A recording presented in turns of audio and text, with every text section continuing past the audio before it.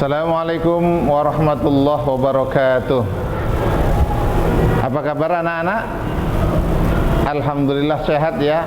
Kita bersyukur kepada Allah. Hari ini kita kembali diberi nikmat yang luar biasa oleh Allah, terutama nikmat iman, Islam, dan juga kesehatan dan kesempatan, sehingga kita bisa menuntut ilmu, belajar bersama di semester ini. Yang akan kita pelajari dalam hal ini yakni di kelas kalian kelas 8 semester pertama di bab yang ketiga, yakni upaya menghindari minuman keras, berjudi, dan pertengkaran.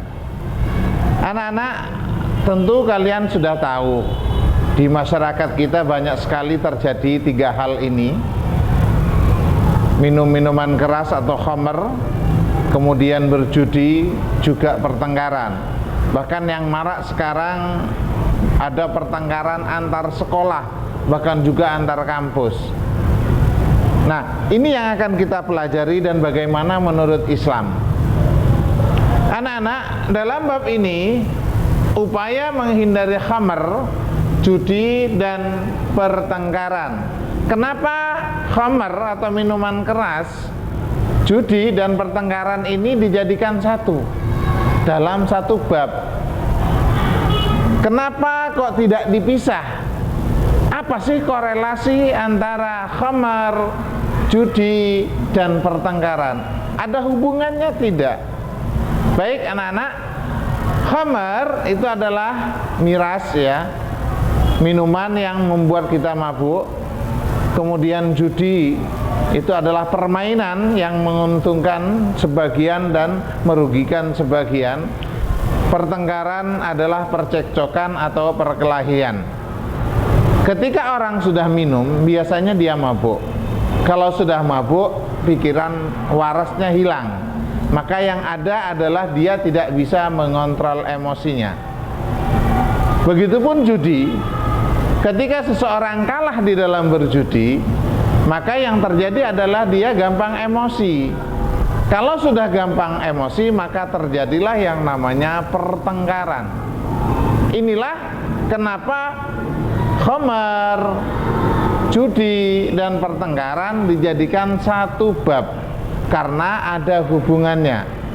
Khamr itu juga nanti berujung pada pertengkaran, judi pun biasanya juga berujung pada pertengkaran. Baik anak-anak, mari kita bahas satu persatu ya. Yang pertama adalah khamr. Apa sih khamr itu? Ada yang tahu anak-anak? Minuman keras. Baik, khamr ya, awalnya pada zaman Rasulullah itu memang minuman keras. Artinya khamr ini dibuat dari anggur ya, perasan anggur, kemudian difermentasi dan jadilah sebuah minuman yang memabukkan. Itulah yang disebut khamr. Sedangkan khamr itu sendiri dalam bahasa Arab, secara bahasa khamr itu artinya menutup akal. Khamr menutup akal. Artinya apa? Kalau orang sudah meminum khamr ini, maka dia akan mabuk, akal sehatnya tertutup, sehingga dia tidak punya akal yang sehat. Yang ada hanya emosi dan lain sebagainya. Lalu bagaimana hukum khamr? Apakah khamr itu hanya berupa minuman? Nah, ini penting buat kalian. Kira-kira menurut kalian morfin itu masuk khamr enggak? Ayo, ada yang bisa jawab, silakan. Ada yang jawab? Ya, khamr ya memang awalnya berupa minuman. Tapi kalau kita melihat dari pengertian khamr itu sendiri adalah sesuatu yang menutup akal, maka segala sesuatu, apakah itu berupa minuman, apakah itu berupa makanan, apakah itu berupa asap atau uap yang bisa menutup akal sehat kita, maka itu adalah khamr dan itu hukumnya haram. Saya ulangi ya anak-anak biar jelas. Apapun itu, terbuat dari apapun, dalam bentuk apapun, ya, dalam bentuk apapun, apakah itu berupa minuman, apakah itu berupa makanan, ataukah berupa uap atau asap, bahkan sesuatu yang disuntikkan ke dalam badan kita, kalau itu membuat akal kita tertutup, membuat akal sehat kita hilang, maka itu adalah khamr. Dan khamr itu adalah haram hukumnya. Kullu muskirin haramun. Sesuatu yang memabukkan, kata Rasulullah, haramun, maka haram. Ya, paham ya anak-anak? Baik, sekarang perlu kalian ketahui bahwa khamr ini pada awalnya memang tidak langsung diharamkan oleh Allah. Walaupun Al-Quran itu dalam diturunkan dari Lauh Mahfuz ke langit ke-7 langsung sekaligus, dan di situ sudah tertulis tentang keharaman dari khamr, tapi Allah menurunkannya ke dunia secara bertahap. Pada awalnya ya, pada awalnya khamr ini tidak diharamkan oleh Allah Subhanahu wa taala. Ya, kenapa kok khamr ini tidak diharamkan? Karena sudah menjadi budaya pada waktu itu. Orang Arab pada waktu itu menjadi budaya dan sudah menjadi adat istiadat setiap hari minum. Wajar kalau orang Arab itu minum. Kenapa? Karena mereka biasanya untuk menghangatkan badan. Karena di Arab Saudi itu kalau sudah kadung dingin, dingin sekali. Maka untuk menghangatkan badan mereka minum. Ya, awalnya seperti itu. Maka ketika Rasulullah datang ke Madinah hijrah, beliau melihat banyak orang-orang yang ada di sana sudah terbiasa dengan minum. Ada yang bertanya kepada Rasulullah tentang hukum minum minuman keras atau khamar pada waktu itu, dan ini diabadikan oleh Allah di dalam surat Al-Baqarah ayat 219. A'udzu billahi minasyaitonir rajim. Bismillahirrahmanirrahim. Yas'alunaka 'anil khamri wal maisir. Ya. Qul fihima itsmun kabiru wa manafi'u lin-nas wa itsmuhuma akbaru min naf'ihima. Mereka bertanya kepadamu Muhammad tentang khamr dan maisir atau judi. Katakan Muhammad, fihima, di dalam khamr dan judi itu itsmun kabir, ada dosa yang besar. Wa manafi'u linnas, tapi juga ada manfaat untuk manusia. Wa itsmuhuma, akan tetapi dua atau wa itsmuhuma, dosanya, dosa dari keduanya akbar, itu lebih besar min naf'ihima, dari manfaatnya. Pada ayat ini Allah belum mengharamkan yang namanya khamr. Ya. Cuma dikatakan di dalam khamr itu ada mudaratnya, ada manfaatnya. Tapi mudaratnya lebih besar daripada manfaatnya. Ini belum diharamkan. Maka pada waktu itu banyak sahabat yang masih minum. Nah, baru ada kejadian ketika ada salah seorang sahabat yang minum bersama teman-temannya, kemudian datang waktu sholat, dia ngimami, ternyata waktu sholat dia ngimami itu bacaannya salah. Dia membaca surat Al-Kafirun seharusnya Qul ya ayyuhal kafirun la a'budu ma ta'budun wa la antum 'abiduna ma a'bud wa la ana 'abidum ma 'abadtum. Seharusnya seperti itu dibaca Qul ya ayyuhal kafirun la a'budu ma ta'budun wa la antum 'abiduna ma a'bud wa ana 'abidum ma abattum. Jadinya seperti itu, jadi salah total. Makanya Allah menurunkan ayat selanjutnya, yakni di surat An-Nisa ayat 43. A'udzu billahi minasyaitonir rajim. Ya ayyuhalladzina amanu la taqrabus salata wa antum sukara hatta ta'lamu ma taqulun. Wahai orang-orang yang beriman, jangan engkau mendekati salat, artinya jangan melaksanakan salat ya, wa antum sukara, sedangkan kamu dalam keadaan mabuk. Hatta taf'alu ma taqulun, sehingga kamu semua mengerti apa yang kamu ucapkan, yang kamu bacakan. Nah, di sini sudah ada larangan. Tapi larangan tidak boleh mendekati salat ketika sedang mabuk. Tidak boleh ngimami atau tidak boleh salat ketika sedang mabuk, ya.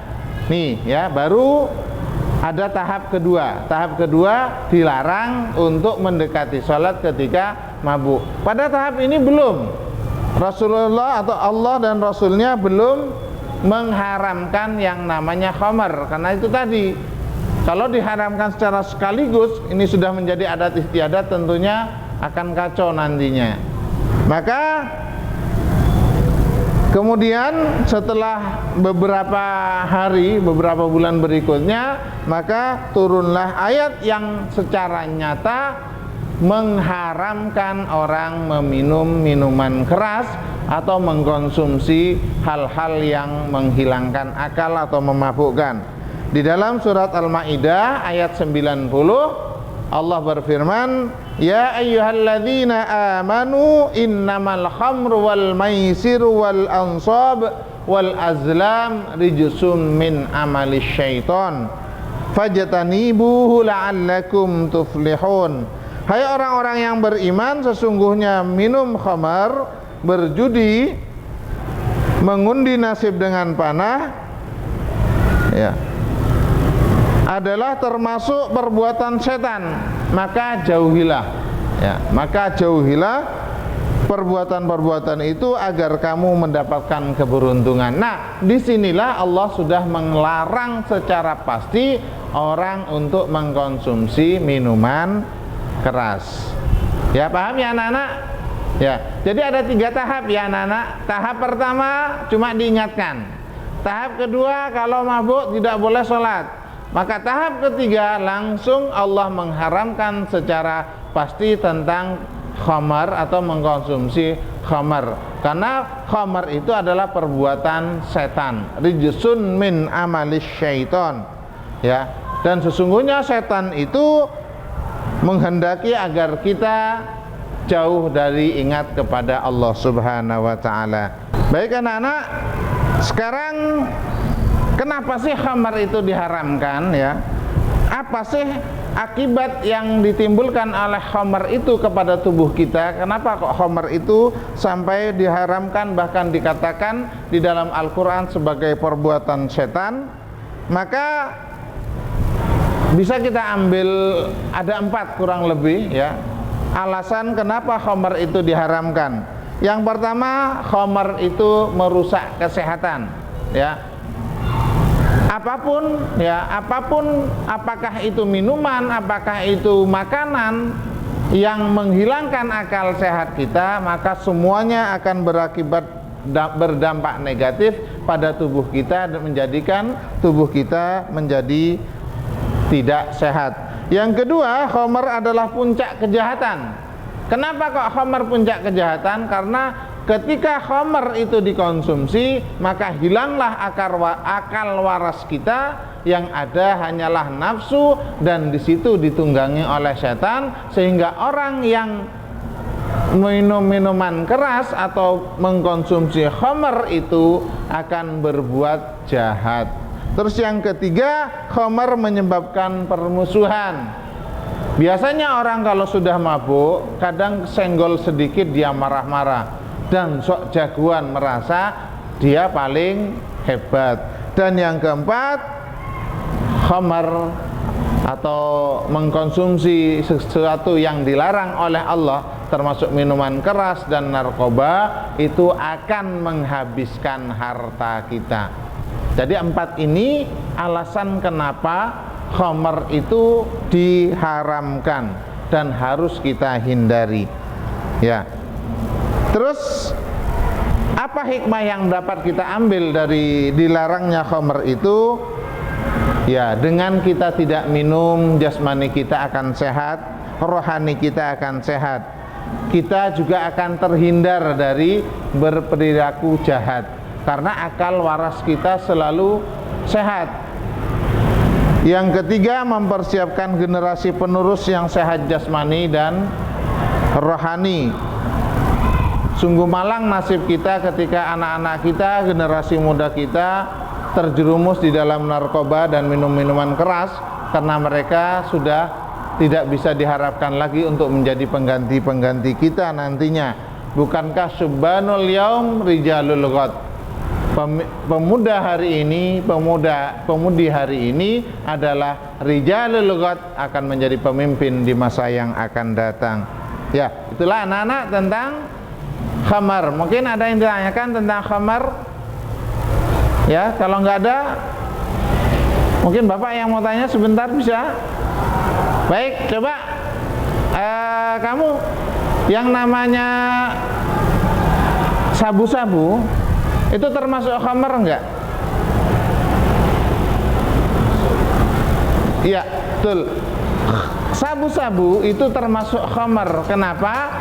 Sabu-sabu berakibat menjadikan akal waras kita menjadi hilang atau menutup akal waras kita sehingga kita menjadi mabuk. Itu namanya khamar.